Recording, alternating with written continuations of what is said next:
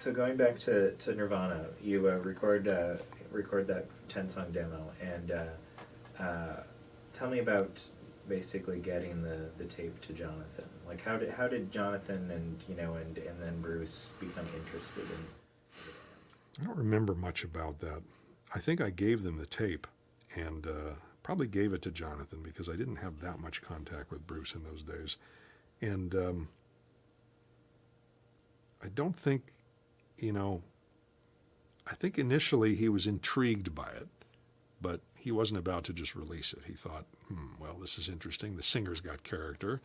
Let's see what happens with them. So his take was basically watchful waiting, which was waiting to see what they were like live and what happened to the band. Because, Dale was only a temporary drummer. They had to get a real drummer. They had to get a name, and they had to start playing some shows, which they did. They had...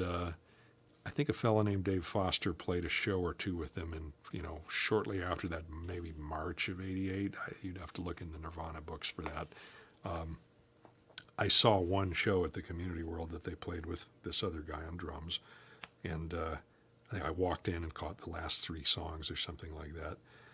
And then a couple months later, they wound up with Chad Channing drumming. Chad was a guy from Bainbridge, much younger than I was. I mean, I grew up on Bainbridge, but most of the musicians that we now talk about as being, musicians from Bainbridge, Chad Channing, Ben Shepherd, I didn't know them at the time. I was older. I did know Kevin Wood back in 1978, 79, even though he was much younger than I was, because we both had we both had dirt bikes. So I knew him as the guy with the Yamaha, and I was the guy with the little Honda. So, but, actually knowing him as a musician in Malfunction, that was like, 7 or 8 years later when I saw a Malfunction show, and I was like, don't I know you from Bainbridge Island, So, but long story short, Nirvana chose their name, got who became their real drummer, Chad Channing, and played a few shows, some of them opening for Skinyard, actually. They opened for Skinyard at least 4 times. And initially they weren't very good because Kurt had not really figured out how to sing and play guitar at the same time very well. The playing guitar hampered his singing too much. And also Chad was trying to play these songs that they had basically written with Dale Crover, who's a monster drummer. Chad's a very good drummer, but some of the songs that were played with Dale didn't sound as good with Chad, so they wrote new songs.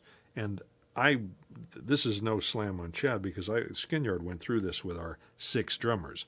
Every time we changed drummers, no matter how good the drummer was, we lost half our songs because the style just didn't match anymore. The songs that sounded good with drummer A, some of them just wouldn't work with drummer B. On the other hand, some other songs were better with drummer B, and then we would write new songs with drummer B, and then it would be great. And then we would get drummer C and lose half of the songs we'd been playing with drummer B because the style didn't match. Well, Nirvana went through the same thing. So Kurt proceeded to write a bunch of songs that didn't sound so much Melvin's influenced, that were a little more direct. And that was the birth of the Nirvana that we know from the Bleach album. So Jonathan, meanwhile, had been seeing them play shows, and he just became interested enough to say, well, let's do a 7-inch. And one side has to be this cover tune you guys have been doing, which was Love Buzz by the Shocking Blue. And Kurt wasn't that thrilled about the idea that, okay, my first record ever is going to be a 7-inch, and it's going to have only one of my songs on it, a cover tune and one Nirvana tune. So, but, he had nothing better on the table. So I think it was June or July of '88, Sub Pop sent them into the studio with me, and we did what became the Love Buzz 7-inch, and which is Love Buzz as the side A and Big Cheese as the side B. So that record came out and got a fairly good response. And so, now I can't say that Sub Pop said to them immediately, go do an album, because that's not exactly what happened. Nirvana decided they were going to do an album. Sub Pop said, well, maybe we can do an EP. Let's see what happens. And Nirvana said, well, first of all, we don't want to do an EP, we want to do an album. And second of all, we're going to pay for it ourselves because we're not sure we want Sub Pop to do it. So they borrowed some money from their friend Jason Everman, who was not in the band, and came and recorded with me in December of 1988. And we did a series of evenings, half days, 4 hours here, 5 hours there, no more than a total of 30 hours, something like that, which became the Bleach album.